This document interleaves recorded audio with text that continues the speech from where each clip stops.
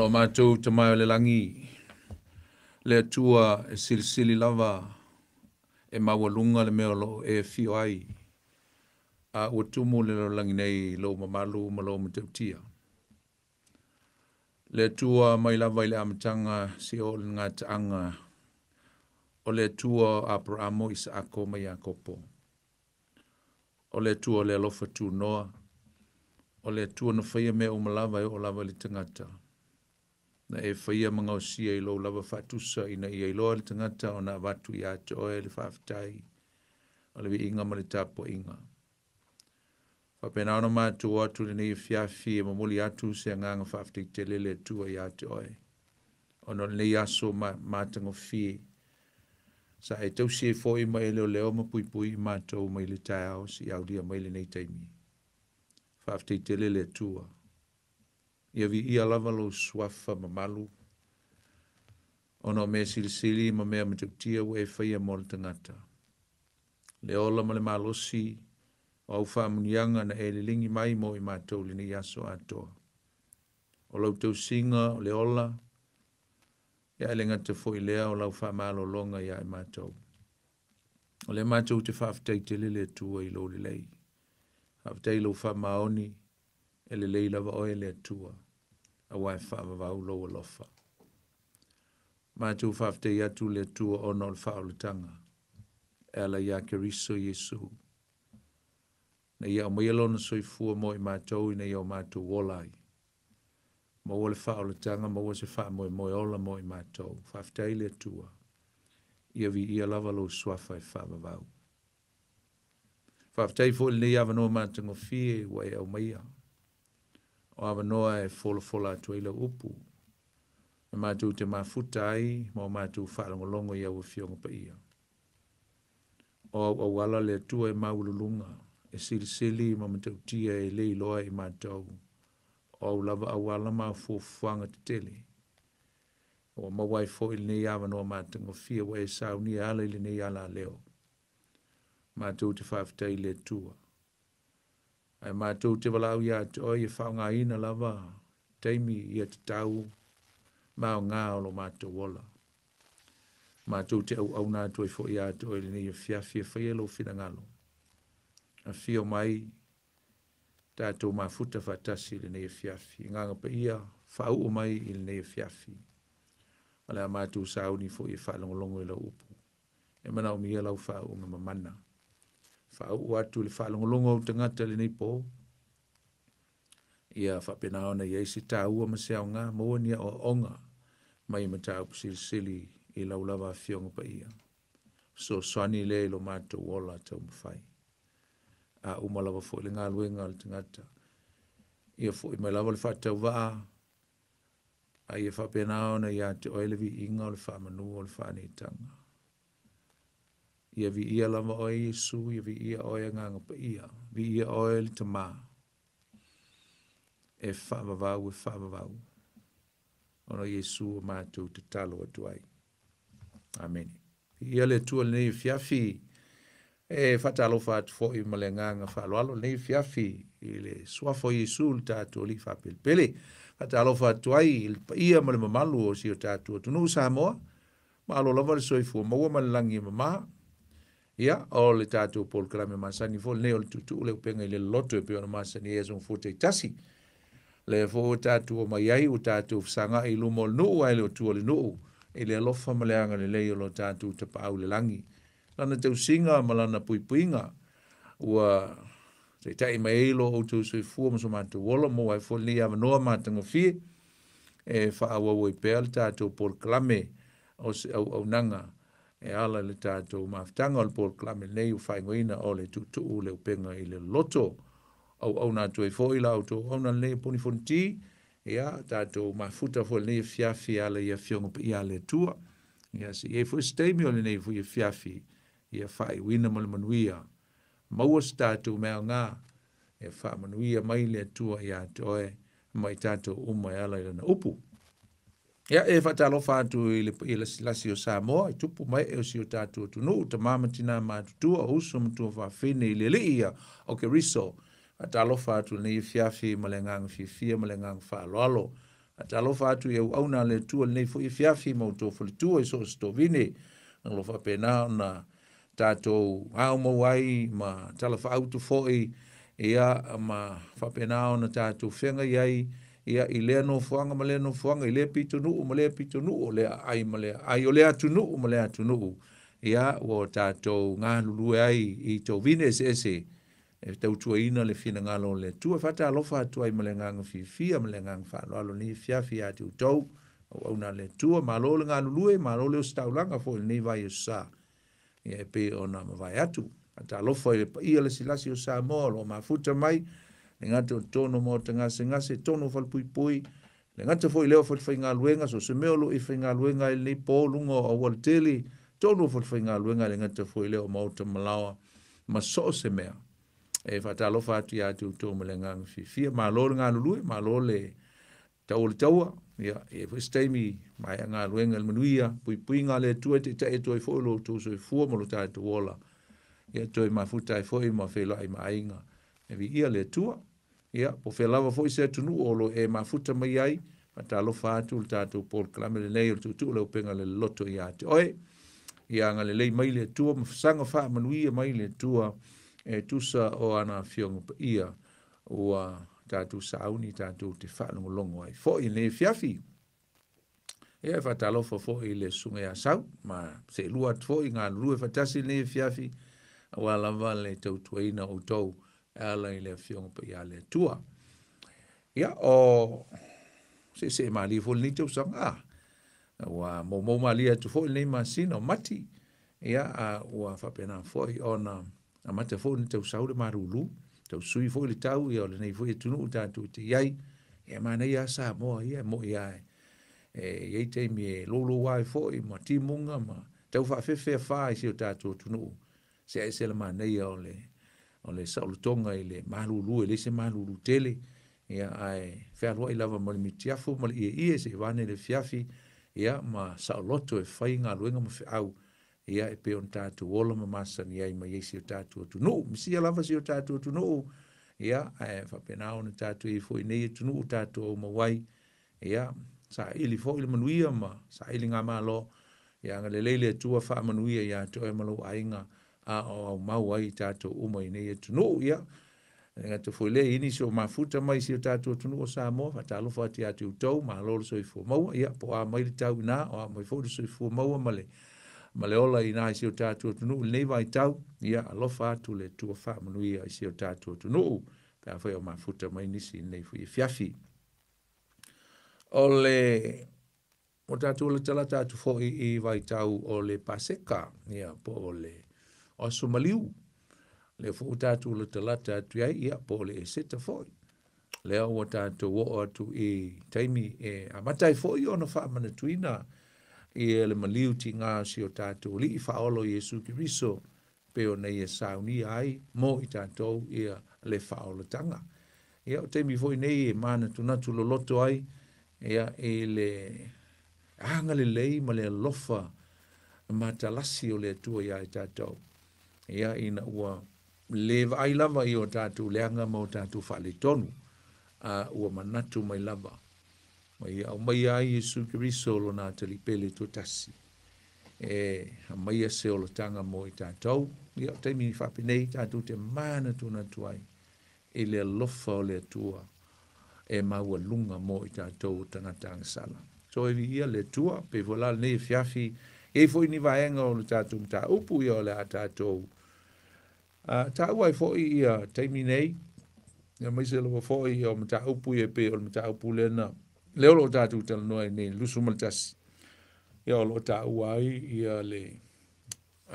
Le fio mai o Jesu i lana malanga whatupu na fio mai o ia i tonu o Jerusalema. Le tātou ngata i le fiafi le ana.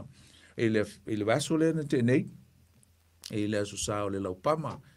Le ana tā pena ai o le motu o tangata na muli mai ai Jesu mai i Galileia.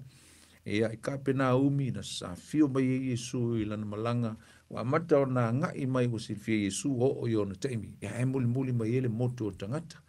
Ia o mai loa paka i peke whaki a o i nā la lenta atu tā ua o ole North Wanga, ole Mati, ia, po ole fuelele, ole area of figs, ia, po ole, the village of figs, po ia, po ole aif tonu lava, e wha autu i le meta ole Mati, o i le tele ai le la au le ole Mati, i peke whake, o i la lea na pakai lo Yesu, ai tu tuli mai lo na au so, watu le asini ina ia mapena, ona amata mai ina ia le polise sio, ia pole solo, a ngai mai ai, ia mawhataunu ina i loa walo anga le perfeta o Sakaria le nta tu ta ua le aso le nta, nei mta upaiva, fai upaiva, ti mai ai, ia le asini, o ti mai ai foi, ia le misia ngai siona, ia ma ngai mai tonu Yerusalema, o Yesu la le whataunu ina i le aso lea, ai o le vaso lente nei tatou ngata mai la i le o ngā tutonu ia o le mata upu le lusu mo le tasi le sa tatou tala noa i la i le vaitemi tonu a le o le tapenaina po le tapenanga o le paseka le whaingoina e le au skola o le the day of preparation ia po le tapenaina le o le paseka ia ma o tu ma sani e tangata Israelu ia vaitemi tangata iutaia ia matulu foi te tawana i ele ma moe la inga ia pe share fo i Malaysia inga e pe ona i ele soto e te tawana i se ma moe mo le paseka i le aso sala le o le laupama a ele i o i le aso farreide le na mali o Yesu po le aso le paseka rovinga o le aso sala le aso tonua le o le laupama le na fio tu Yesu o le aso sala e te tawai ona maua le mamoe la inga. E te tau na iese mamoe. Ia ma le aso foi le te le na pi o oita maa nga ile makeki ia mao latou whanau tama. Ia po se atali i foi e to tasi e whapel toina ia ta aola maketi. A su e maise mamoe mo le paseka i le sfreile. Ia o na ola ia le makeki, ala na o le makeki e su e maise mamoe le lei. Se mamoe mamaa. Ele ai sona po na ele se leanga la sole ta penai ia ma moi ai nga uma e te tau na mo le ma moi la sole a vai le ia le mena tupu la sole o i le no fa ilo ai le mesia o i le na fa ilo ai le mesia o tangata Iutea tangata Israelu la sona ti e to Yesu ile asini o i le na fa ilo ai ele ma moi o le paseka mo tangata Israelu male la langi atoa. O ile whataunu i nai upuna tau talai perfeta e mise lava i Ioane el Baptiso i luma ato Yesu. Whaute ili te mai maa moe na te ave seanga sala ale la langi. Ana ni tangata la e whalongo le lei tangata Israelu. Ana whalongo le lei tangata Israelu. Se manu ele misia ya i la tau ia lo lātou loa ma le mautinoa. O le teimi na lātou ai Yesu o tie mai o ia le asini. O lātou loa. O ia leo le te mai mamoe. O le afasia mo le wha o le tanga mo i lātou. Ia ma le larolangi atoa. O ia lea. Ai peite iani. Ia na matua misi atoa i le vaai tangata Israelu i le aso. Misi atoa. O te via toi fi whamtalaina la mulmuliane i le vaenga lea i le misi ato e tangata Israelu. O le valo anga Zakaria, ma le misi a i la tau, o le tamai ma moe lea, o le afasia mo la tu angsala. Pe ana wha pe la tu te, i loa mamala malama i perfitanga la tu perfeta, meise, o le tau alanga Ioane el Baptiso, se manu la tu te i loa, o Yesu lea o le tamai ma moe, na sau e la veai, ma mai le wha o le tanga mo i la tau. Ya. Mantua la ia o teimi vai teimi tonua ia o mai malanga mai tangata lua se fulu maila le mamao le me travel mai le to tele o tangata e mamao e mai Jerusalema e a ngai mai tonu Jerusalema mo sauninga fa tole wa tolu sauninga fa toa Israelu taua no mai tangata mamao nei sauninga le paseka le mo mo te usanga o sauninga o le Pentekoso ia mo sauninga mulmuli lona fitu o le sauninga o fale apitanga, ia po le tape na kulo. E taua la le sauninga lea. E o mai e la tangata e o mai anga I mai I tonu I uteia, I le malu le vai teimi tonu alea, e au mai ai fo I lai tonu o le loto a, o mai tangata, e le ngata o tangata mamao, o tangata lata, e o mai ma lato ma moe, a fai e leise ma moe a mai le lupe, e o me mama, e mana o mia me mama, e au mai lai, au mai le fai tutoa, e mai I le fai tutoa ma moe na fa urufale tuai na ile meolo yeile, le ale tale. E momo na su e pe siaki u malava manu ni la fai e taulanga I le aso le paseka, e siaki la fai taulanga, pe tala fea ngai, pe mama, pe lelei, a fai la e le mama, a fai e maua I se ila po se a faina po se me ele lea o le manu lea, ia po se manu fo e le peti le lei, a fo e tala fea ngai ma latu tu la fono. Ona fa pelo la fai taulanga, e le pasia le manu, e le pasia le manu leo, o mka leo fo i o le aso sanga, kapenga ma elko mangu, al ngi kongkio ma elko mangu, kuwa leanga kele ngi manua, e leo to o mai e fai el to taulanga. O le mea la tupu, a fai e maua se leanga. Ona tu leo le ava noa I tangata nei. Po tangata mamao, po tangata lata mai. Ai mai se tangata mamao. E tu ue whaatau ai, e te tauna whaatau I me tau o le flocks of the temple, ia po o lafu manu o le manu.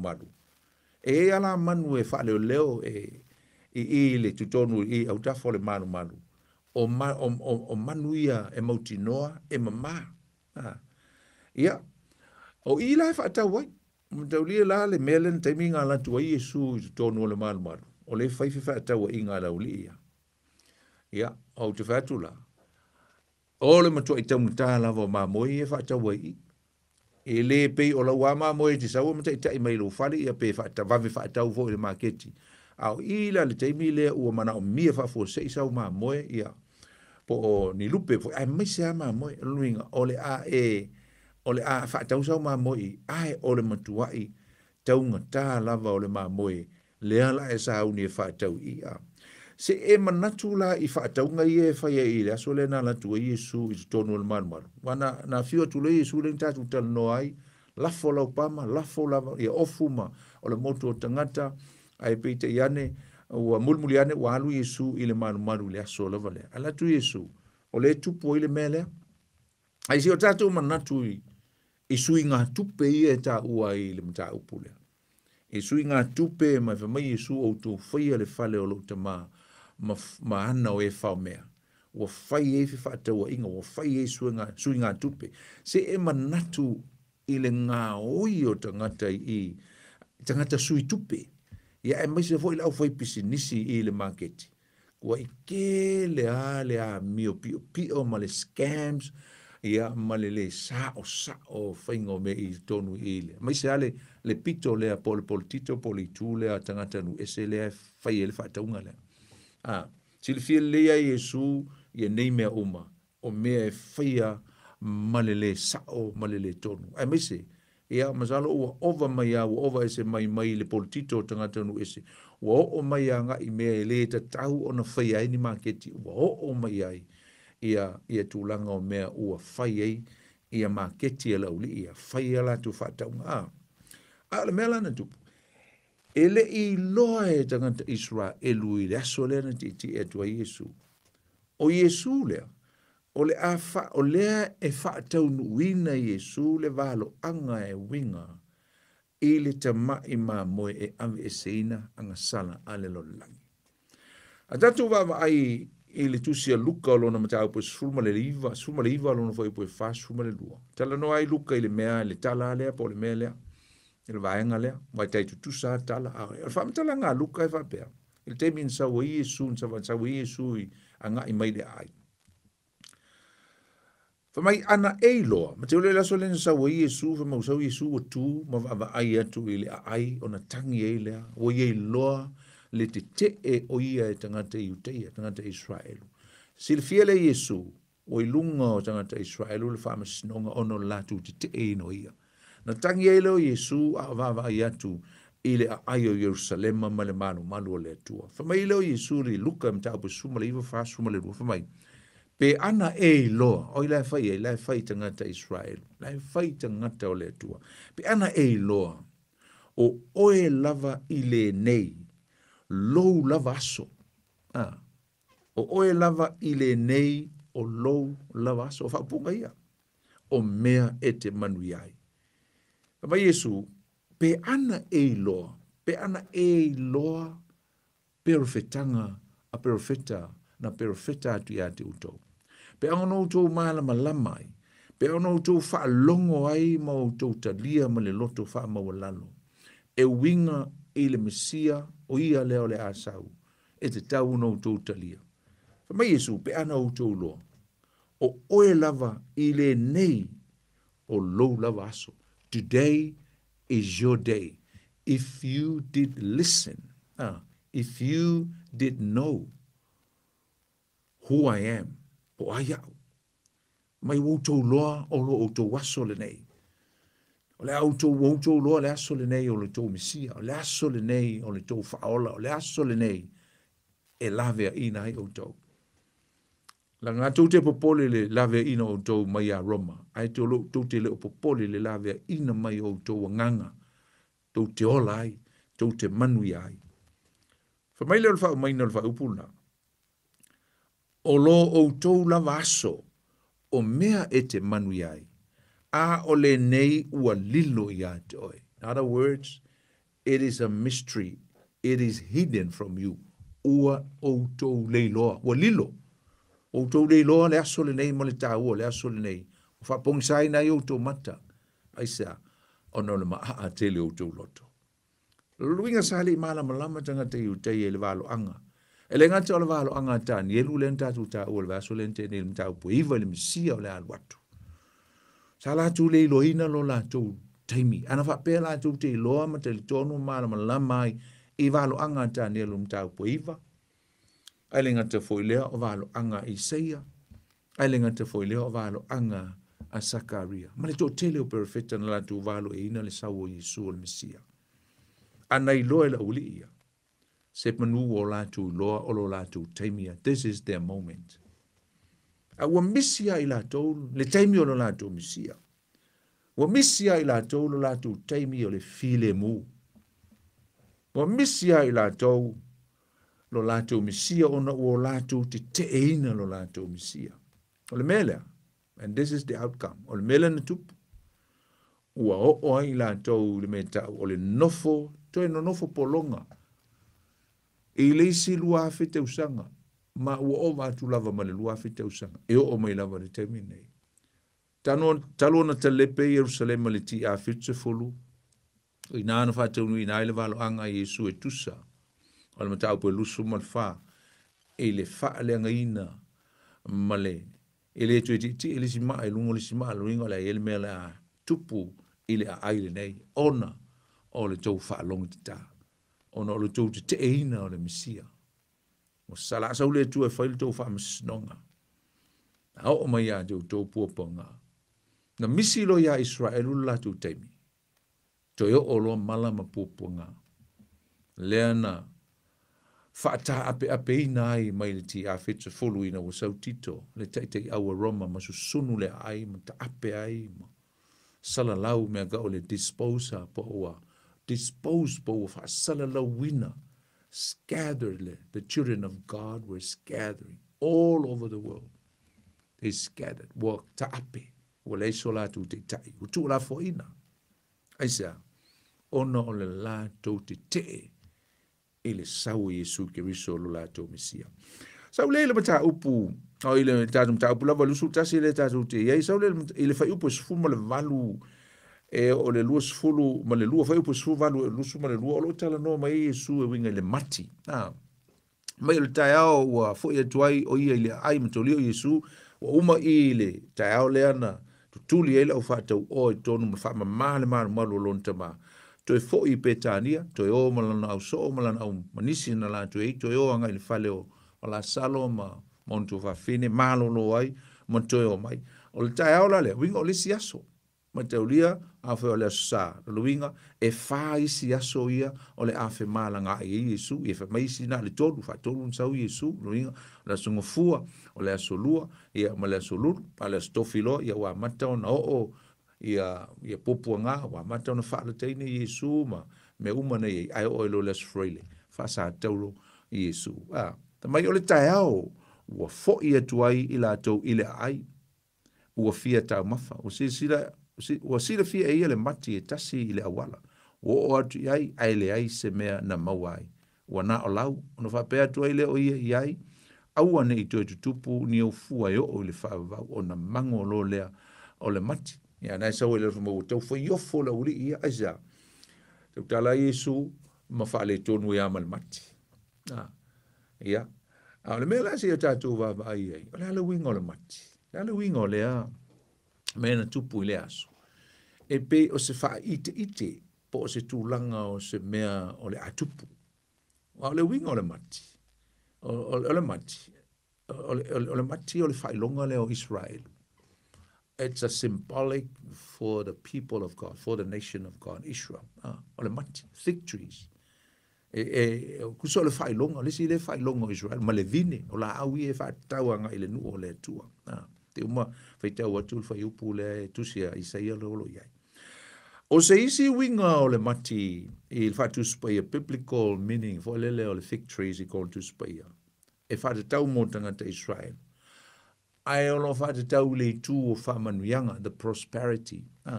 Male manuia e le tino, le tu le tino le nu o le tua.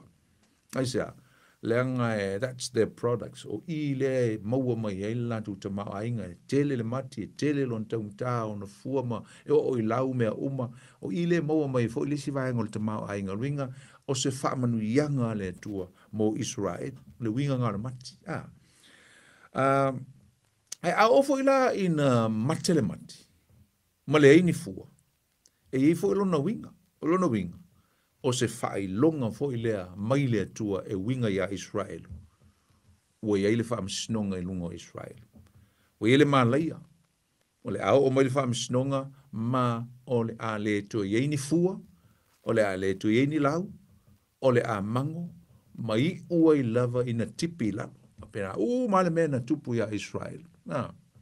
Ina ua ne ona uta ua le te usanga le ti a fitu fulu. Whata uina lava i le tua. Ai le ngata la o taimia. A o loo vava ai fo ia nga i le luma nai. I le tūlanga o isi fo i mala e to yo o i le nu o Israel. Se i matua to e whasala mo ina ia, le fitu te usanga le luma nai. Ma se fo tatu taua.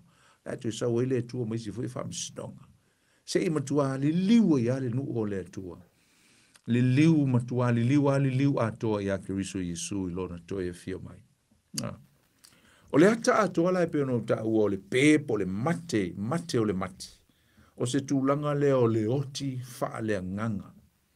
O le nu o le tua. Oti faa le nganga. Alwe siri, aisea. A mata mai a ile au fai taulanga. Tai.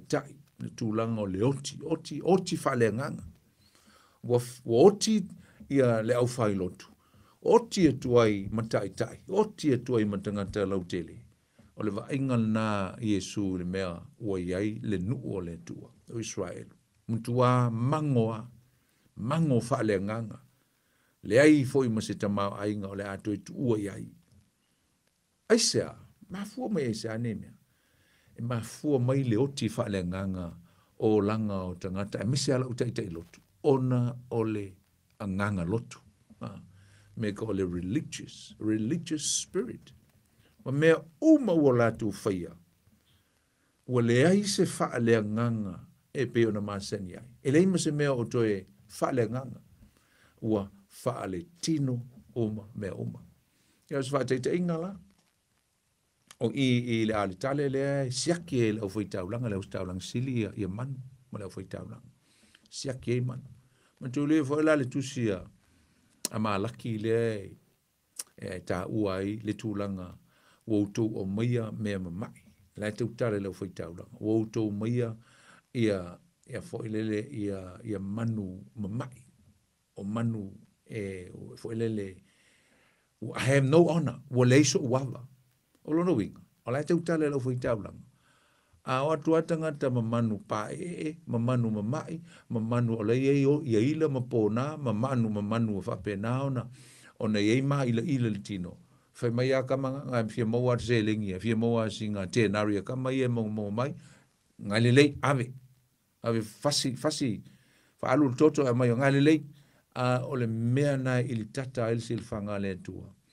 Ia le mama taulanga, ia mama mea e osia to ili taulanga ia teia. A liu mai fo le tino, le teimi nei le tu leo tatu te le teimi, whapena, e mama, ia mama mea uma tatu te whaitaulanga i le tua. Mama lima, mama le loto, na il salamo, lusu mo whaia ta vita na eva mei, o ai e lui fo le maungo iova wana o le, e lima e mama, ma le loto e mama, o luinga o le mea nai mana o mia, o le mama mea uma e alu, o le tangata e ta pua i le tua, mai se alo na loto, malona o langa whaale nganga. Ai atu ia tangata e watu la tu tau langa, ki nganga vai akula uri ia o me le whikaui. Pa mai ia ngai okay, pa wale mea mo masin ka mea, ia muku, wā corrupta la wale au whai tau langa. Mea lana na tupu ua matua le kwa mango whaale nganga. Il sila i Yesu, ua matua i mango whaale nganga. Ai baba ila ia ile ata na whai Yesu, il mele na tata ua, le wha mama ino le maru. O le ata tonu lava lea, mataulia, it's a combination of two things, the cleansing of the temple and the rebuking, the cursing of the fig trees. Me e lua, wha mama ino le maru, ma le fetu wina Yesu o le mati. Ua mate ai mato ulu o na lau. O le whailo ina mai lea Yesu i le aso lea. I lona nu, o lona to e fio mai, e whaia le whaamisnonga. Ai lenga te foi lea, o le asau lon ta maa, e whaia le whaamisnonga e leo toi mama watu. Ma te ulia la fo le ti a fit, tolu na mali wa Yesu, ai o atu le ti a fit se fulu. Ia wo o mai le maa leia le ia Yerusalema. Mai Yesu, o le a whailo ai, pe a o toi e fio mai. O le a whaia le whaamisnonga ma whailoa tua i le mana o lo tama, le mana wha le tua. I mea uma o le a o whaia, se i o tau loa ai, o o tau misia lo o tau taimi. O le a o sau e whai le whaamisnonga, e whaamasino i nai o tau. Wa mai fo i Yesu i se o onga tau tele mo i tātou, e whapea. E le lava le, e tiu te wha le lotu e sao al tangata e leo lai wha mau. E le lava fo i le tō anga i le lotu, e le leili tō anga i le lotu. Ai wha mai la o onga Yesu, le mai, le wale whai tonu ai lau whai taulanga, ma lau staulanga. E le lava le tō anga i le lotu, e sao ai i leo lai wha mau. Pe le lava fo i le tō anga i whai mea wha le lotu mea kau o le, for the religious side of things, po meo ritual, po me fai, fa pol kalame mo me fa pena, o le spirit po le nganga lotu. O le fai fa le nganga, o fai fa le tino, se tulanga fa pena. E le lava, e mautino ai, le maua e le tangata o le whaotanga, e le lava mea ia, e ola ai le nganga o le tangata. Pe ia le melo tupu i lau fai taulanga. E le lava au tō ngā luenga, e le lava le malu ngai a tō, e le lava ia tō whinga matu langa ngai a tō te sao esa. Tu sa pe tō te o staulanga, tu sa lava po o tō le nu o le tua, e mamai au tō lau. E le tō e mawangi fua ia tō, esa, ua oti whaale nganga o tō. You are deaf spiritually, oti o tō. Na, e mana o mia ni fua. Na mia le tua ni fua whaale nganga. I o tātou o langa. Pei o na mana o mia le tua. O ni fua e fua ai Israelu lona nuu i o lātou taimi. Me leo o ngā le apostolo ia kopo mtau pue lua non whai pue suma le ono i whapea. O le whātua tua e le ini ngā luenga. O se whātua tua e oti lea. Whātua tua e oti.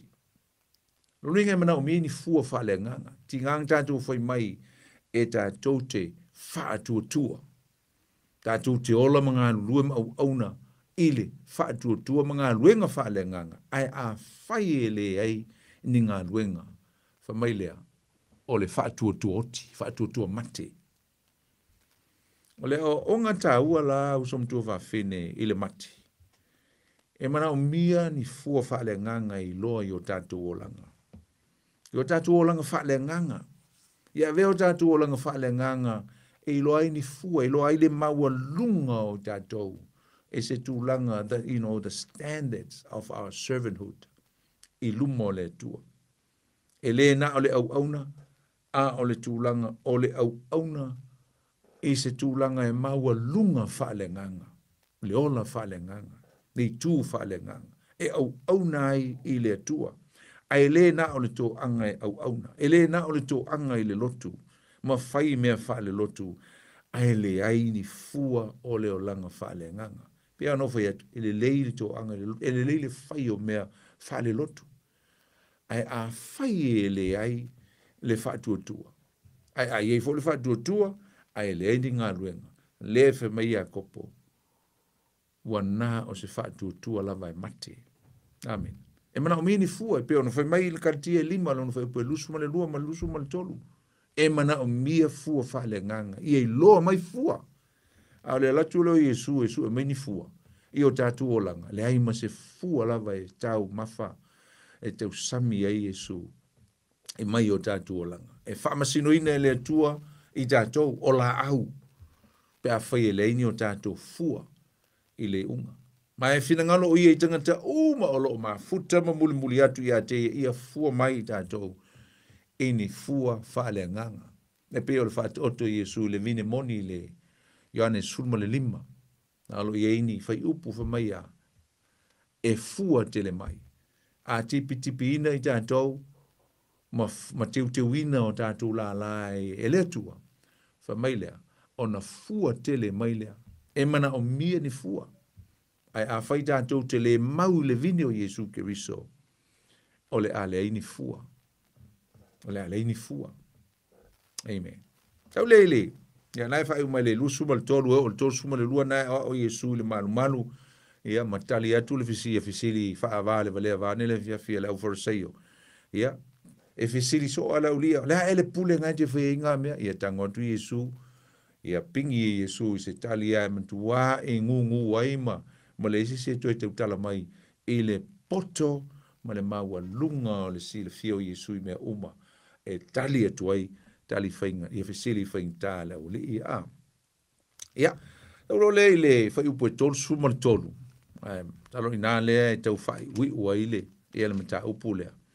Ia, nae tala noa i Yesu i le matai na whailana tō vine. Ia, po le whaata oto foile na whaata tau i le matai na whailana tō vine whamai. I o tō wha longo mai i le tasi whaata oto le tasi matai na whailana tō vine uia lotoa ina i le ai. Ua eli ai le sori ngā vine ua whaia fo i le olo. Ua tu ina atu ia i e ngā lue vine o nā alu malanga i le o ia i le nu ese. Ia, matau leo le tō vine o le tō vine le whamai o le tō vine. Ia matau leo le tō vine a le tangata. Ai matau leo le tō vine a Iova. O le ainga leo Israel. Le na utauan le la le vine. A o Israel. Whaata tau tonu a i fo le upu lea. O le tō vine. Ia ma le vine o le la au le vine. A o le tō vine a le atua. O Israel. O tangata i uta. O lona whaato anga lea na ia fia iai. Na ia whaata tali i le whaamasinonga. Whaauta foi. O le fasi tangata na ia whaateli tali i le ami o tonu. Ma le uio. Na ia i upuna. Whamailea. O le tō vine peo no tau. O Israelu lea. The vineyard is Israel. O le au whainga luenga na awina mai e le matai. O le au perfecta i le whengenga tuai. Sa te ina e tangata Israelu le ave whiau. Ia ave whiau a le tua. Ia, to tele o perfecta na o mai perfecta, ai no fo la uri le nu o le tua, ia matau fasioti. Ia o isi anta la to fasiotia. O isi na fal pui, e matau lia fo Isaia le perfecta le tua, na ili e tangata Israel, na ili lua ina e tangata Israel. ia le perfeta le tua. Ona o le te i perfeta le tua. Fai koe tō suma le fitu nei uwhapea. Ona ia awina mai leo lo nā tali. Na ia le whaitau ngā tātou te le whaitau o uma le afo le whate oto langa whisi na umi. Ai whai mai le whai upo e tō suma le fitu. Ona awina mai la ia lea. E le tangata e ona le tō vini. O lo nā tali. Whapea le tangata e ona le tō vini. Ai la tū te ava i le atali. E lo atali. Ma te ilo le tale whatau le tua mai Yesu Keriso. A le wha matala atu Yesu. Mea na tupu na awina mai au. E lo utama. Whapea ai tō te ava i a te au. Whapea ai tō te iloa hau. Ma mai se ava i a te au. And show some respect and accept me. E pite iane. Ia, e vai atu tangata ngā nurue i vine. Wala tō whapea ne inga o saule atari. Ui, o le sulimo ni a lea. O mai la ia tātou whasi o tia o ia. Se vai e leanga te. Ia mauna mea nana tupu. O te utala Yesu awa lata o na teimi. E tu ina tuai o ia i lima o le au whai taulanga. Le au o si taulanga. Ma lima o le au Santerini. Ma watu ai o ia i whamasnonga. Tu watu i Roma. Ma o ai i teimi o na pōpuanga. Lea tu i titi a o atu ai. I teimi tonu lea na sauno ai Yesu i le mata upu lea. Ai maise o lana whata oto lea. I le sau lea atali, ai no nofo whamai. O le suli lea, o le atali leo lea tua, o mai lo tātou whasiotia. Ai sea, le tui titi a o le teimi e whasiotia ai e tangata Israelu. Wa au whatasi ma Roma, ma tui nā tua i lo i lima Roma ma lātou whaia ia le whasiotinga o le tātou li i whaolo Yesu Keriso. Ia, o masalo na ua mai atua ila le mata upu na e lua suma le tasi a le mata upu e lua suma le lua. Ia, na e amata mai le mata upu e lua suma le lua. Ia, i le whaate oto le tau sumaanga. The banquets ia po le whaipuiponga ale atali o le tupu. A tatu wawa ai ei, mai maupena lava se teimi whaitau ato ai le manei o le whaate oto. Mai utoe sau nia i suri se whaate oto, whapeatu i ate la to, e tusa le malo le langi, ma le tasi tupu, o le tupu o le tua.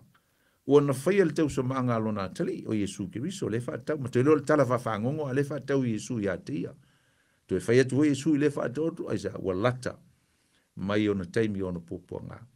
Ua wina atu i ana au auna e whaia atu i e o tala ina, i o mai i le tau samanga, au ala atu le ma whai ina o mai.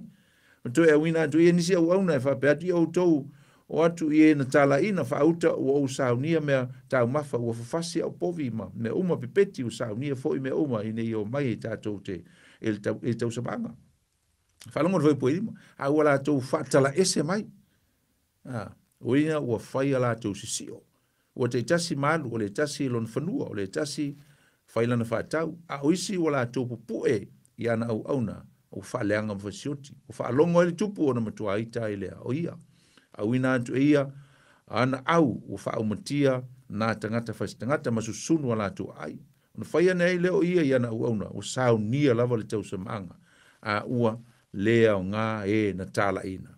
O le nei, i au tau atu i le ala tere, o i la tau uma tau te ilo ai, tau te tala i ele tau samanga. Ona o atu ai leo o ia, au auna i ala o la tau whapoto uma o e na la tau loa, o e leanga atua mai le lei. Ona tumu ai lea o le mea na whai ele tau samanga, i e nta oto e ai, ona ulfale tu ai lea o le tupu wawa atu, i e nta oto e ai wa iloa atu ai le tasi tangata ua le ofu le tau samanga, ona whai tu ai leo ia i ate ia. Sore, pe whape feo nei ulfale mai nei, ua le i ate o le ofu le tau samanga, ua le ngana o ia. Ona whai tu ai leo le tupu ia uauna ia o tau fusi ona vae mo na lima, ma ave o ia ma lafo i le pou luli fafo, e ele tau whaitangia we ma le lili wau nifo. Mai lor whaipo suman wha esel māneia. A wai tō tele o e ua tāla ina, a e tō ititi o e ua filifilia. E tolu wala aulia i le whata oto lea, o le wala aulia mō mua. O atu e wala aulia ia e te tau i aile, e te tau ono mai le tau samanga le nei, wala aulia i nei o mai le. O le whaipoiponga ia po le tau samanga, o le aso taua o lo uatali. Ave sa oa ia Israelu, ia le wala ulia mo mua oa i la tau e te tau o na iai, i te tonu o le tau samanga lea. Tali Yesu, I whātoto ia I lātou, le au, o whātoto ia le whai Yesu, o le tali e tua I whisili, ia po o mana tuna stunga, ta ita I lotu, mai e na whaalongo longo ia I le aso lea. E whātatau mā tali e Yesu I na whai. E whātatau a ngā I li te eina o ia, e lona lava nu, po le nu o Israelu. E ili tala lea, te ea e Israelu o ia. Mai le sa ese tupu sa tape na ina le whai poi ponga alo nā tali. Ia, po le pele nise fo ia, po le atali o le tupu. Ia mantau lia fo la sos whai poi ponga se alo li, ia mi se anu u iese sa. E te tau na mtua sa unia le lei, ma e maua lunga fo I tape nanga. Lai sa, ole mele la whai o se mtua mea mtau tia le tau, spectacular events, very important, the son of the king, the prince of Luinga, e matua I tāua. Nā tangata tāua, ngā tangata fo ia lai, te tāuna iai, I ele so tanga. E te tāuna iai, ele so nā alu ese si I. E le ngata fo ia, ele tau ngō fie fo I le ulufale o le vala uria I me whapea. Nā tali o le tupu. Ele so ono ulufale, ese tangata ele, ese so tanga e pe ono tāua. Au lea lale mea na tupu, sa le Italia ina, e I lātou, po Israel le vala au lia mua. Na vala au lia I o mai le whai poi ponga le atali o le tupu. Ia, le whai poi whai o le fitu nei e le vala au lia lo narua. O le vala au lia lo narua la, lea, o vala au loa. Ma aita ngante e na vala au lia mua. E vala au loa. E o mai loa o lea ua ready. Ia, ai alatu le vala au lo narua e o mai. Ai te te mai. Ai mai alatu tali. O lātou si o e peon tātou tā ua. A whamai le tua whai atu ia I e na wala ulia. Wa o sau nia o mea uma, o mea tāu mafa. O whawhasi a o povi. O lanu winga a whawhasi lo mea ia. Kai peo le tala fwoi le wii male. Male malontama. Tale le wii salamo. Whamama ua. Na alana whawhasi o le winga o le whawhasi o manu o lontama. Ona o se mea e tāua. It's a special occasion. O se mea sili on tāua. Pape nā fwoi lai. Tāua Yesu I lona tamā. Pamai ua tā pena mea uma o le tau samaanga. Sa matua I saunia whaalelei e le tua mea uma. Ia mātango fie e sa ina I o mai. O mai tangata walaulia. E la tau te celebrate whatasi. Ai o mai ua tā pena le e tu uma mea. Mo I la tau uma. Ai pitai. Ia e le I o mai. Ua mai ua whaatala ese mai lo nuinga ua whai mai sisi o mai mātou te leo atu. Nanga le mātou e mātou whanua, le mātou e mātou whātau, le mātou e whai le mea, mako ki le fio atu le nama laulia. Mātou leo leanga nuu lea Israel. E mahea loa o na tāpena ina mea uma. Alu lolo wala au. Ai alu atu wala au I e na awe e tu si mua. E te tau lava no mai leanga o le wala au le tupu. E pete I ane alu atu le wala au le tupu. Whamai le tupu o usau nia mea uma. Lala winga o le whaapunga o usau nia mea uma. Ma nei e o le whaapunga le tau mai Yesu I le whaatoto. I prepare everything. Whamai o usau nia mea uma. Te ilo o le whaatitau a ngai I le tā pena le leina Yesu o le tala le lei. Tala le lei, le upu o le tua. Wa uma ona tā pena mea uma means the gospel is here. It is ready for you to partake. Sau nia le whaoletanga. Sau nia le upu na te amia le whaoletanga mo o tau.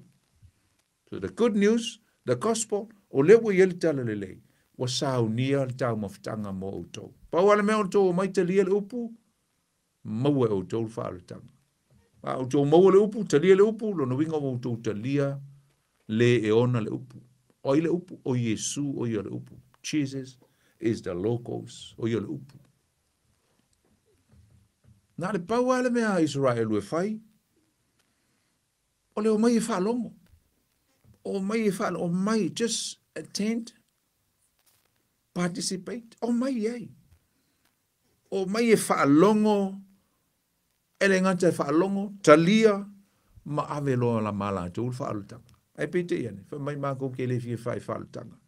Mātou te le fie whaalongo na upu. Ma ko ke lo fia ai. Mātou te le me mau ke pisi ai. E o tō e whalitau whai boi pō. Ai upu na whamai a ua lātou whaatala ese mai. Ua mā ia i lātou. Ia le vala ulia.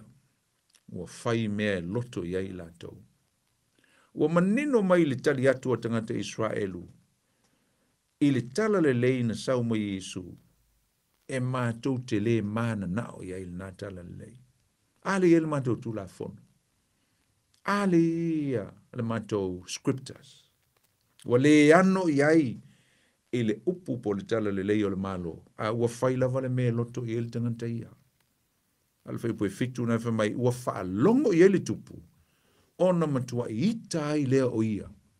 Ua awina atu ana au ma wha umatia na tangata fasioti tangata. E almena antupu na fasioti e lauli ia perfecta. Fasioti Yesu. Lala men tupu na awina mai e le atua ana au. Te lona wha ngā ina e le atua Roma. Mai pule le atua i. Tu sape Ivo Roma ma na whai ngā mālona iai.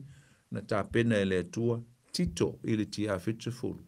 E sau ea, sau ina ia. Whaile whastele i le aso lea. E lela i titi se whai numero tangata i uteia na whioti e tu tonu a Jerusalem i le aso lea o le whastele lea.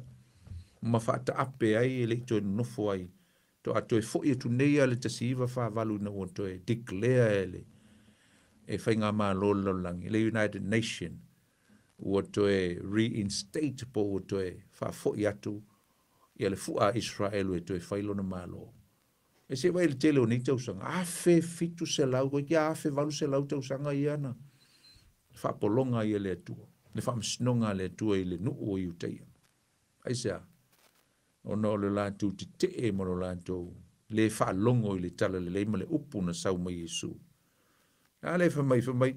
O mai lole aua le tua. Whamai wha o matia nā tangata. Fasi o ti tangata. O reo whai upu e valu male. Valu e o se folu. Lua tu lole vala au lia lon tonu. Ko le la. Aru vala au lia mua. Ko e loa ku lole vala au lona lua e o mai lvaanga. E o mai lole vaanga le na vala au munga. Ave kusi vala au lia mua. Ai le o mai. Maua lo male. Maua lo male ava noa tātou. Usum tu vafini. O le vala au lia lon tonu. The third invitation. That includes us. La vea i tātou, nu ese. Whamai i o tō atu i le ala tele. O i lātou uma tō te iloa i le ala tele. Tō te tā lai i ai le whaipoiponga lo uatali. O le tau samanga. Lase mea na le i manao i ai le fina ngalo le tupu i le aso le whaipoiponga alona atali. Lase mea na nau i ai le mitanga o le tupu i le aso lea. Te alole mea sa le fina ngalo o le tupu. Ia uane i o atu i le aso o lona atali. Ai o atu e ngao ngofo le fale. Ai le au vala ulia na vala ulia. O le mea la sa le fina ngalo o le tupu. O le mea ngā sa le fina ngalo o lonta maa. Ia tali le leia e tangata Israelu. Ai le ngata fo i lea. O le lalongi uma na fio mai Yesu e maliu mo tangata uma. Ia tumu le aso o le tausa maanga, o le whaipoiponga lona atali. Ia one ese no foe avanoa, ia tautu lei tangata i tonu e. Shouldn't be any empty chairs, empty seats in the banquets place. E le taunga i ese no foa, e misi, e avanoa. Tauna wha tumu uma. Ia le mela le ui ai. Ona ua te e tangata mō mua le avanole. Whamai o atu loa. O atu e wala au. So se tasi a whamai. So se tasi a tau atu e le ana. Da le wha pitoa mō tangata e tauno mai mō Israel. Ai o le lalulangi a toa. O ai al tangata e tau atu lai tutu le wala po kukul maa keki. Pe le isanga meo whai ai. Wa avanoa mō utau. Avanoa mō utau. Ina ua te ina, ia nei wala ulia uma e lua, mōmua. Sa wina atu loa le wala ulia lon tolu. E ame so se tangata. ina ia o mai uma se I whatumu le fale ua uma na tāpena masaunia. Tangata le lei, tangata leanga, o mai le whai tutoa.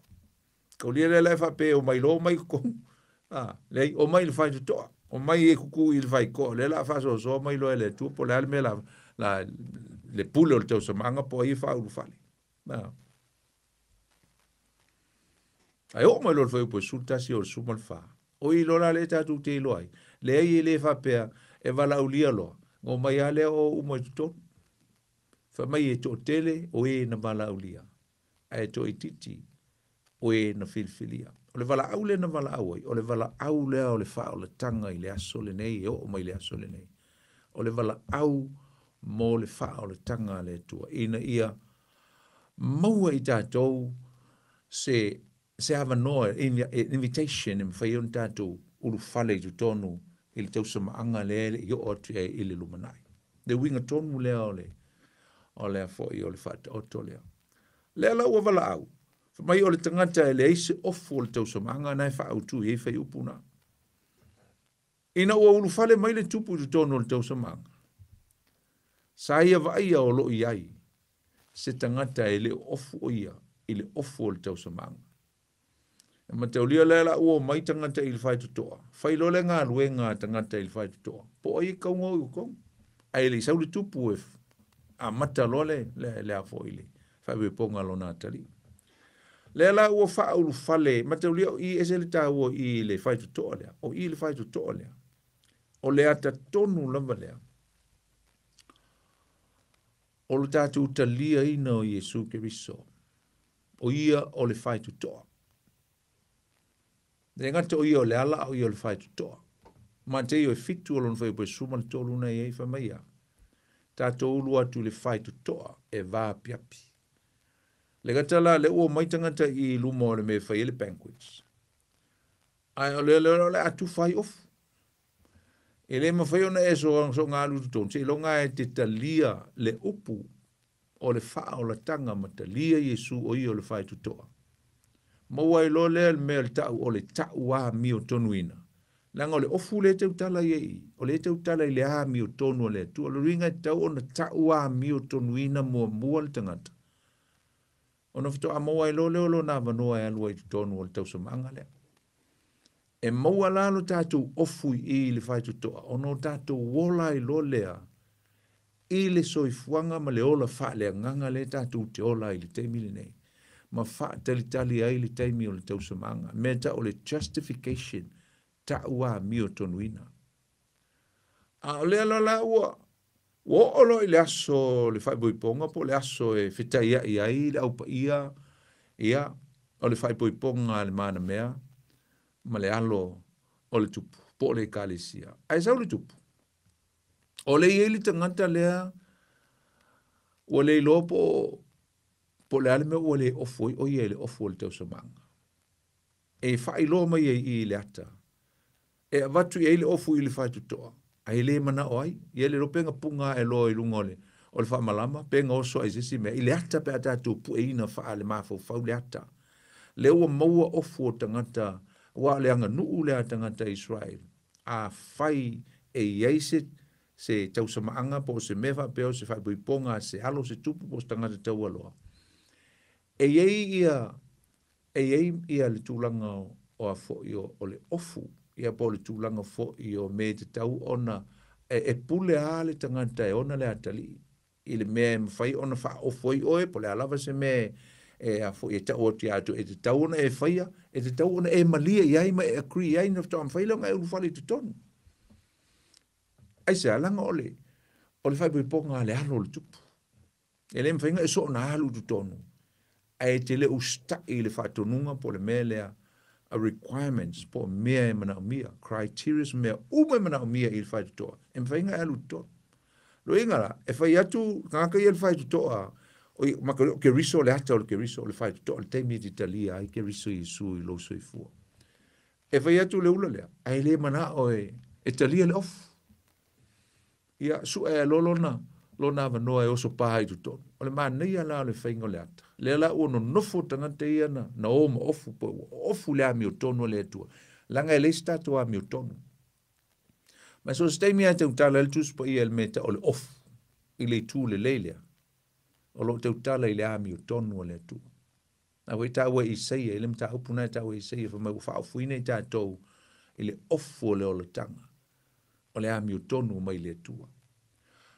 A faila le ua tofu umai si tangata ma ofu a watu iai e tangata ia e wha sosoina, tangata e hau tonu. A watu ama talia le ofu alu tonu, talia le ofu alu tonu, watu. O inga e kawa uma o ofu ianga e sau maoe, aisa ngau a watu le ofu tala loa. Le ami o tonu o le tua wha ofu ina i tatou. Alu tonu. Le winga lala walu tonu, le wa e alu tonu o le soifuanga e ese mai le soifuanga le ana e fafo atu. Au e ola i li teimi le nei se o langa mama, e whaatele tali ai. Po le ale teimi e sa wale tupu, mavala au mai, o le ala asaulo na tali, o le a whaifai poipong. Pa wale mea kako, le o tonu, kongi fia, o tonu le o langa wha le nganga le tātou te ei, tātou te ola, no nofo i nā ino foa, molo songo foa, au nā ilo i le tua mai ngā lue ai. Tu tonu o le a, e tu tonu o le maota o le tupu. Whaatari ele teimi e sa wale tupu. Whaatari ele teimi e sa wale lona tali. I ama, mala au loa o leo le a whaile whai puiponga. Amen. Al mela le tātou te iloa i hiusum tu whawhine. E sau le tupu. Wo o ngela le teimi o sau le tupu. Wa umma le tātou au nanga. Wa umma le teimi o le tātou serving o le tua i le ami o tonu le wa mai. Teimi o le tau ami o tonu ina o i tātou. The time of salvation, time of justification. A le lala ua o le teimi sa ua le tupu. Ai sau le tupu. Ma ngai o mātongi, ai longo fie le al tangata le se toninga. So the one without the comments was really stand out. Sa ai longo fie le leia. E ese ai lava i aisa e le o ola. E le ami o tonu o le tua. Ala lava i sau kukou. Ala lava e ola i lona o langa tuai. Lona o langa maasani ai. E le o fia ofu i le ami o tonu o le tua. E la te tatu te whai tau o tia ile. Mau whatu tup sole. O la lau me le whai i e le so ofu. I se whapunga. O la lau me whai i e le i tau ami o tonu ina oe. O ngā e te ola i lau ami o tonu pisipisia. Ngā ki sau mou lava pisipisia. Ai te tau ona wha ofu ina oe i lau ami o tonu. Lango le winga ngā le upu tau ami o tonu ina.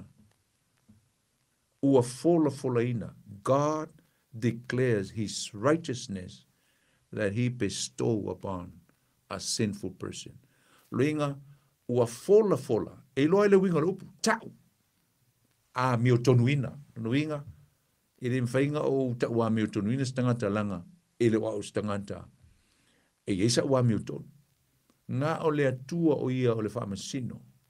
O ia e pule. E mawhai e o nei e folaina. O le aso le nei. O lea ua talia le tangata lea lo uata li pele le whai tutoa. O lea lau o folaina atuai o ia. O ia ua au a vatu i eila ua mio tonu. Mea tonu a ta ole.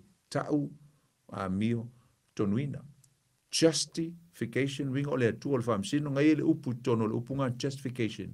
Ngai ele upu o le atua o le whamsino. God is a judge.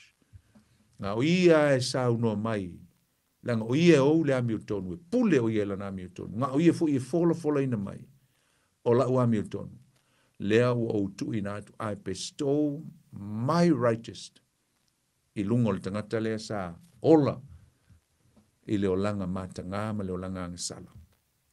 Leo awatu e le tua. Mai leo isaia.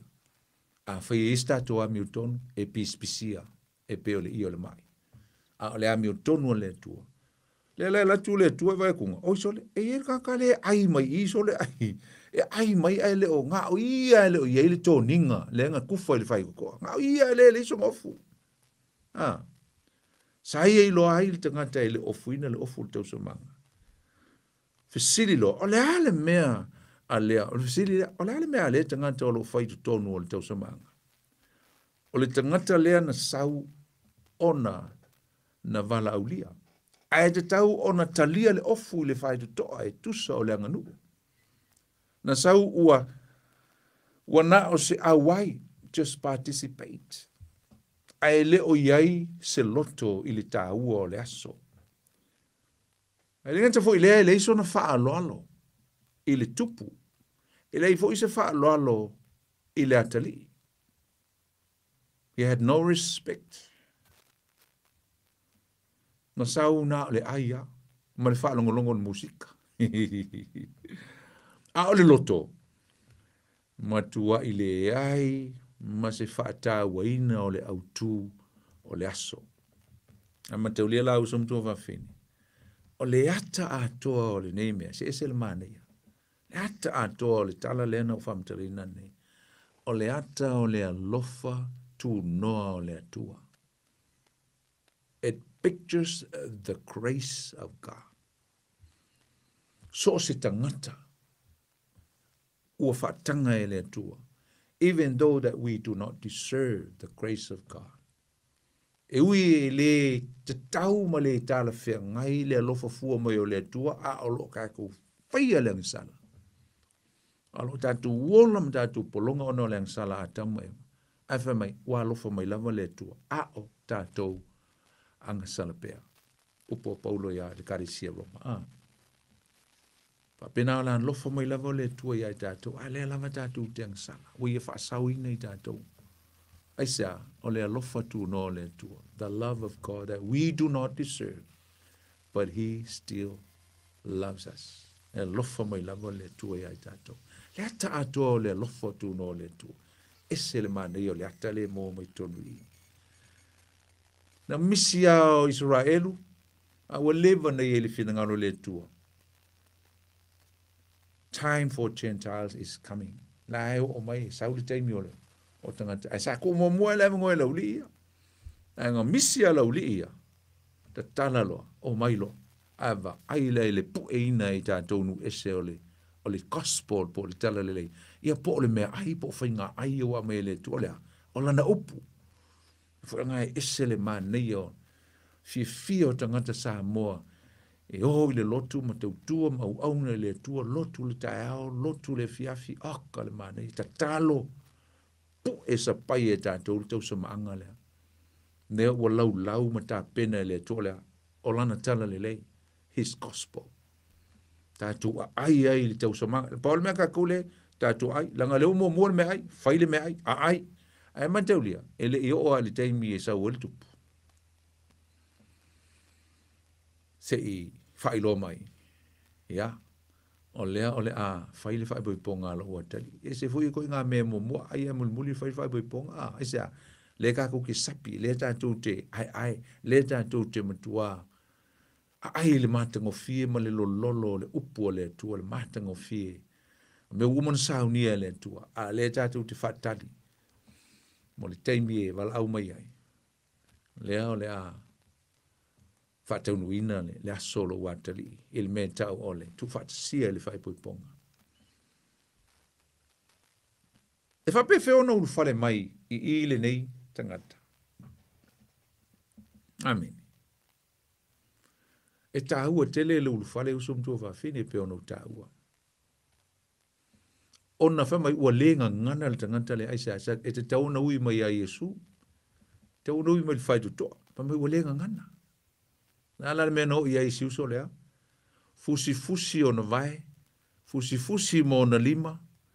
Ma lafo lo i le pou liuli. I le meo lo ia ili tau whaitangi a we. Ma le lili vau o nifo. Ne tau tala le teim tonu ane o whaam sinonga.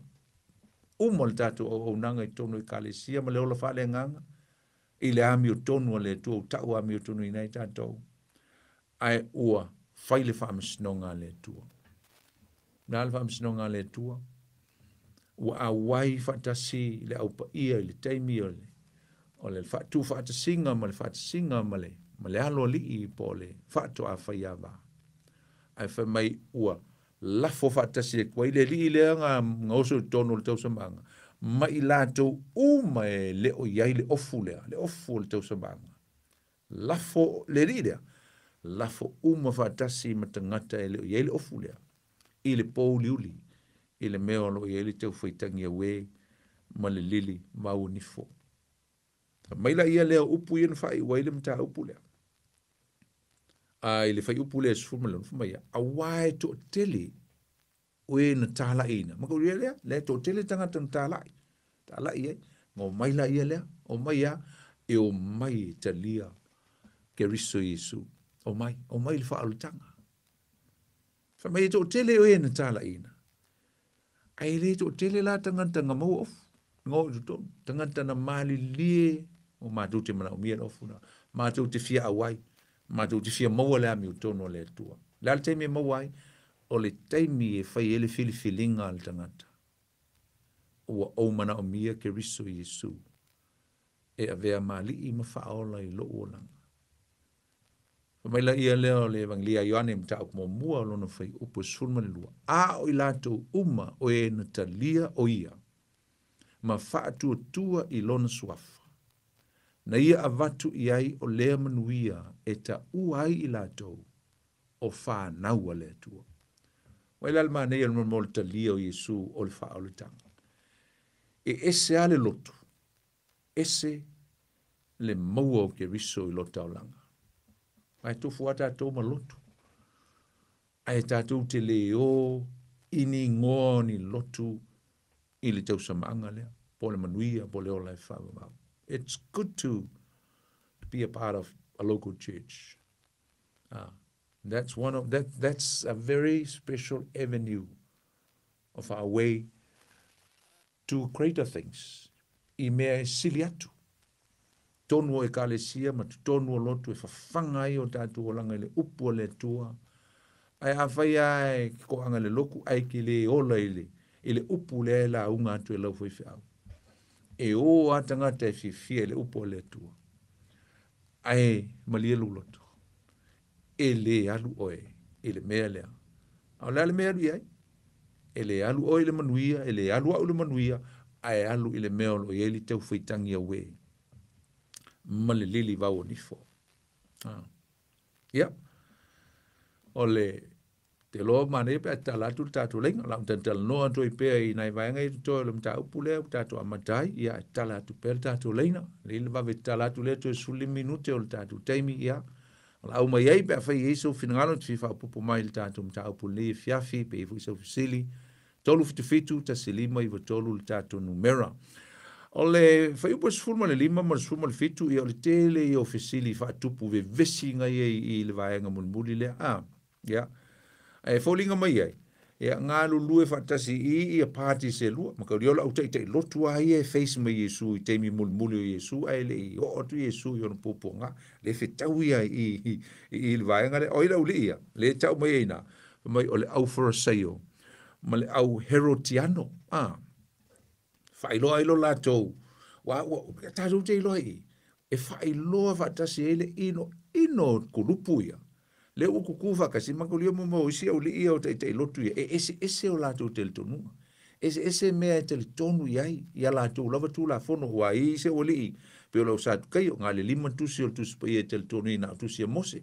Ia au isi au li ia le au Phariseo ia e te le tonu le whengainga tuai atoa. Ia ma le au li ia le Herodiano. O le ua o i le temilea. E pi fōringa mai o kukuwha kasi lau li ia. Pai mulmulian fo e tau mai le au sātu kai o. Tu fatasi le au Phariseo. O le au Herodiano. Ia, ma le au sātu kai o i lisi taimi. Watu tu fatasi. O la tu tau pule pule. Pe iai lava se mea e la tu te maua ai Yesu. E mai le ia ai Yesu e tu sa maa la tu fisiri wha avale valea. O lo whaia. Ina ia tau loa tau pu e ai Yesu. So they were trying to trap Jesus in the silly questions that they ask. E o mai la i le vaenga le peon tātou vava il whaipo suma le lima mar suma le fitu. E alna, o lo ua whapenao whaile la tau fisili. O la tau fisili whapel whaipo suma lono. Le awa oe. O mātou loa oe o le whamaoni. O ea o fo i le ala o le atua. Ma le whamaoni. E te le matau fo i se tasi. Awa e le i wha i lunga ina e oe se tangata. Mai rol fisili ri. E fo i na fisili e le uli i le tūlanga o le pau whaita wina tupe i le matau pua. E po sfuma le ono.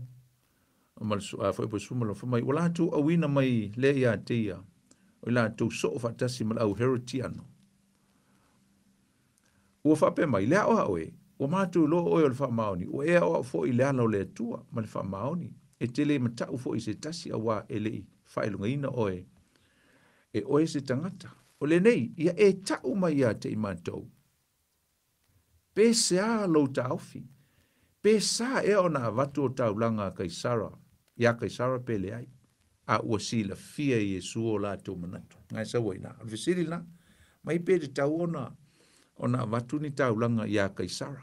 Ma te ulia la ulia la heretiano, ia o tangata i kai peo se kulupu po tai tai, o tangata fu i sa worship pe ta puai i a herota le sili. E i tangata i e telitonu i le, leo telitonu i le a fo i le tu fai uteia, ai pe e le ala na fai ngoa i la tu o le au heretiano, ono tangata i pe sa ta puai i a herota le sili a. Le lai tu fatasi la ulia. Ma fai mai ala tu fisili a ia Yesu. Ia e sila fia le leia Yesu. Le winga monio o manatu ma fisili a la ulia. Wa le winga o fisili a ulia fa mai. Pe fa sa ona vatu o le tangata. Tangata fa tua pol tangata o le atua. Tau langa ia Kaisara. O le fisili a la ulia e fodi mai e leo fa te tau i le fa sa i le tula fono Roma. Ai olo fisili pe le whaasai le tūla fono le tua. Ia, po tangata fo le tua. O na vatu tau langa ia Kaisara. Ia matau lia fo i lau som tua whawhine, tolu ia i tua i ngā tax po tau langa sa ia i vai teimi o Yesu. O le la fonga mua po le tax mua e whaingoina o le tau langa po le la fonga o le ele. The crown tax. Ia, pe le se fulu pasene le la fonga o me o le saito, ia me uma whapena, ia e lua se fulu pasene le la fonga o me o le suau, ia ma le waina, mo meia e a fo i e whai e tau langa tangata, ia mo me o la fonga. E tau na whai la fonga o meia, ringa la le whati tau anga i tangata whai pisinisi, ia le vaenga lea. O le si la fonga o me o la fonga o tutongi, ia, le la vea itanga te alu tele, mo meo ka o foilele o waitress tax ia po tu tongi o tangata. Peo mele i tātou, tau whaisau la fonga, pea tongi lo oe, ia ave lau. La fonga la lea, e tasi il pasene. A ila malesi la fonga a tangata i utei e vai teimia. O le la fonga e te o le la fonga o palota, me ka o le poll tax, ia e tasi le tā riu li tau sanga atoa. Ia, o le tane, o le sfulfa te usanga nga ilono suma lima te usanga, i te tau ona whaila na langa tax lea, e tasi le tā riu li te usanga. O teine, po te mai tai. O le sfulu lua te usanga nga ilono suma lima te usanga. E te tau ona whaila na tā riu. Ia, i le te usanga atoa. O tax la ia, mise la o pūlenga Roma le i uma nei mea au lea e la vea toi matangata Israelu. Ma o le la fonga muli la lena uta uana nei. O se la fonga e to tongi e tangata uma ia na uta uata usanga. E whailoa tuailo la tu lango ina o le pūlenga a le maa lo Roma. Whailoa ilo la tu ioi mea uma. I matu le whaia Roma e sa wā, ia ringa a whai sa uta ulanga whapea. Me ta o le taulanga o le whainga pāloka, o toll tax. Ia e tau tuai o e tangata o lo e lango ina. Ia ma o lo e ta poi fo ima i fo ma e tūlanga wa. Le singa tūlanga me whapena. A whai le tax le tangata. Ringa e le o whaatua ina ma e le o yeiso na tele tonunga. A toa e le tūlanga o le se kaisa o lo tūla i mai le teimi lea. Lo ringa e ta ua tele. E loai o lai lango e le tangata. Ia pūlenga wha Roma. Ai tali la Yesu i le vaenga lea. Ma Yesu, il fai upo suma valu lusuma lua. Ave mea Kaisara, ia Kaisara. Ai ave mea le tua. I le tua. Ia ngai il fai upo lusa fulu a. Ia, na e fesili e Yesu il fai upo lusa fulu e whapea. Ona fetala i e tuailo ia ia ti ilato. Oai ea e ona le nei faa tangata ma le nei tusi. Ma le Yesu, me stupe. Ia mai lole. Le seleni, mai lo le tupe. Ya, whamailo Yesu, oi le e le akai, a oi fo le e ngutustu singa i. Whose image is in this shilling, and what is the script that is on this penny? Oi le e kuskusinga i, a oi fo le e le aka le i. Ya, masalong whamailo li, o kai sala. Kai sala ngai e ilong haka. Ana sile fia le Yesu, ia le tūlanga o le le soifuanga. Ia maona mai e fo i taimi sit fia Yesu. O lo i eise mana onga o le maa lo Roma. Ia mai tangata umalama. Ina ia te tauna whai atu ia. Le la fonga le pe ona uta ua le la fonga momoa le. Mai moni e te tauna ona ustai le atua. Wau te lo le mele wha tawanga e le tali e Yesu. E ustai le atua i mea umalama i le tu whalenganga. E awane ngalo. E te tau foi ona ustai i le maa lo o lo ua pūle aina mea tau i le malo. O lo e nofo ai, ma o nofo ai, me ka o le civil law, lango le tulafono, e le ngata fo i lea, ia o le me ka o le national constitution, o le me mai e le whaatununga ma tūlanga o tulafono uma, a le malo e te tau o nau stai, ma lango, i aitanga te uma, le fo e o le apostolo Paulo e le tusia Roma, le mtau po suma tasi a. Mai le apostolo Peteru, mai ia mata tau i le atua, ai ia ava i le tupu, mo mor pe te lua lona whai upa suma le fitu luinga, e te tau au na wha mua le atua i le tangata kerisiano po le tangata e matau i le atua.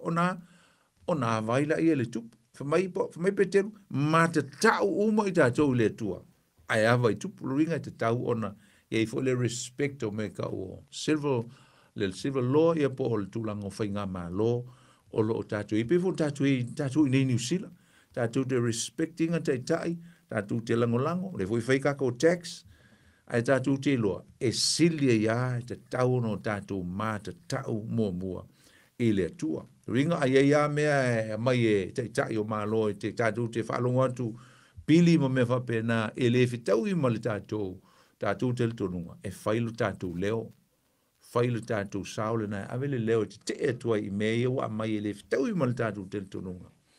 But at the same time, tātou te vai mea te tauno tātou lango ai i whai ngā mā lo.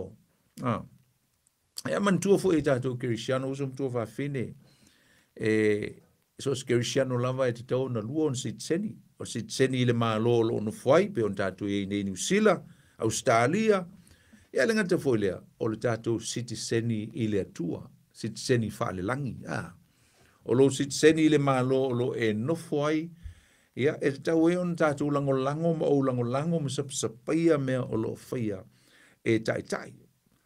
Ringala, whai mai le atua, a whai mai Yesu e ave le mea e te tau o na ave i a kaisara o luinga e te tau o na whai e le la fonga a le tangata whaatua. I rau whai mai Yesu e aua, whai lau tax. O mai fo ila i le si tu, whai mai le atua. A whamai Yesu, a o mea le atua, ia a vatu ia i le atua. Do inge ave mea kaisara, ai ave fo i mea le atua. Mai so se tangata kerisiano lava wa ve Yesu mali, whaola i lona soifua. Ua ia te ia le whai longa le atua. E na te tau ave ina ai le whaatusa o le atua, the image of God. Amen. Tātou te pole tele le whailonga le le tupe isa o le mea le na o le mea le lolangi. Lea tātou te manui ai, lea tātou te whaonga aina. Ai whai mai ia Yesu Keriso i lana tali atu. Ave le mea ia a kaisara, ia kaisara inga, whai le la fonga. Ai ave le mea le atua, i le atua. Aisa, o le tangata e ola whale nganga. Tangata e whai fo'i lana taulanga ma lana se fuluai mana me te tauna whai e whai loe lona whai tua i le tua. Ai sili ai lona loto ma lona whai e se nganga e wha maoni mai loa o lo au nai i le tua. Ai leo le wha maoni e whai mea ia a kaisaro. Ia ai o mai loa i lo wha tua wha le nganga i me te tauna e ave i le tua. Ia ua e le wha maoni e loa i le tu lea. Amen. Aisa, lenga o tātou le wai e le image o le tua, lenga ngā whaia i tātou i le whatusa o le tua, e ave e le whanau o le tua, mea le tua, e ave mea ato toa.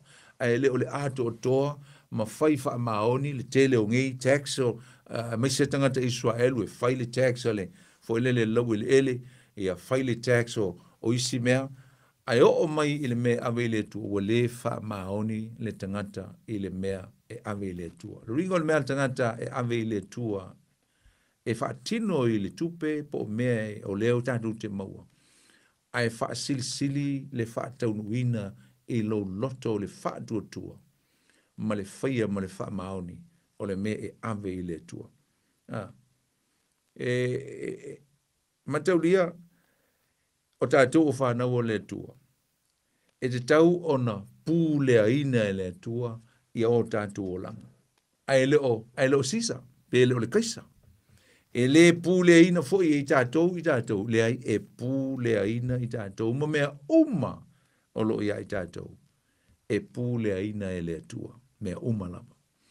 Ia, usum tu whawhine le fiafi e le ua o maili tātou, mta upu a ngai le whai unga lava o le mta upu le luas fulu ma le tolu, e ili fo i le wha moe moe, ia, o le a tātou tom whai ina ia, wha mai e a le leil tātou mta upu lea, ia ele vai so fo o vai atu ia o uma le taimi ia ele ia mas tatu vala au ia masalo o usila o fa fonga le fiafi ia ele a faina le pa lava le mea ai ei se me te fia man la mai e pe vo se me te fia fisili ai be te toi fa so mai ai a o le so a no ele le fiafi ia na vala au atu la ia le ele tatu telefoni ia pe fo io se tasi fo tamana vala au atu le vai aso ia fisili matal no fo i ma so ile upo le tua ma neia a so ile nganga matango fie ma le nganga ma ia e tau fai fie mai pati e lua ai a finaulo ia ua fa le tonu lo ma le lei a tele atanga te lo tatu vai o finau le upo le tua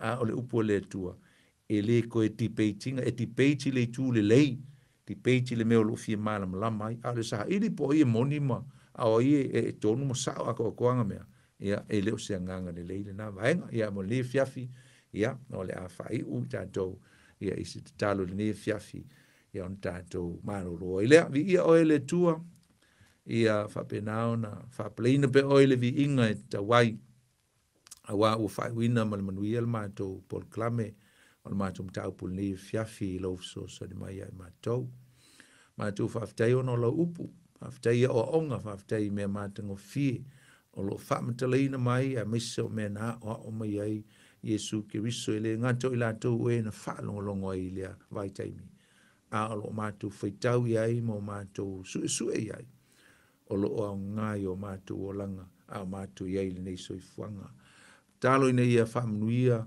ia utangata ile nei po ya le lo fionga pa ia famnuia matu uma lava mai se le tua ia ilo wang le lei lo te singa ina ia matua te mama tina mai se fo yo le lo si o matua tunu ia io manuia i Samoa tangata Samoa uma lo sala lau le nei lo langi a mai se lava ila to lo mafuta mafuta le nei po le matu mtaupu ia io manuia i le tino a mai se manuia fa le nganga ia tina tu ia to le nei au nanga le radio i fa manuia le au nanga ta ia mai se fo lau fenga luenga ma ia whamanuia i mitianga, ma fuafuanga, me uma o le visiona o le nei au nanga. Ia, nā le mātou te talo Yesu, tau sia i mātou pe afo ia tūlunga o wala. Mātou toe wheiloa i fo ili vai Yesu fo le manuia. Ai vi ia pe oe lo mātou tua, nā le mātou talo e ala atu ia Yesu ke riso lo mātou li, ma lo mātou whaola. Amen. Ia o le tātou por klamela liwa ia so usum tu va fine, el fa moe ia o le a tātou toe wheiloa i fo i le vai es fou, ia pe au lia atu le manuia ma le anga le leo le tua, a mo le nei taimi, o la auto au nan le poni fono ti, fa soifua ia mo le nei taimi. God bless.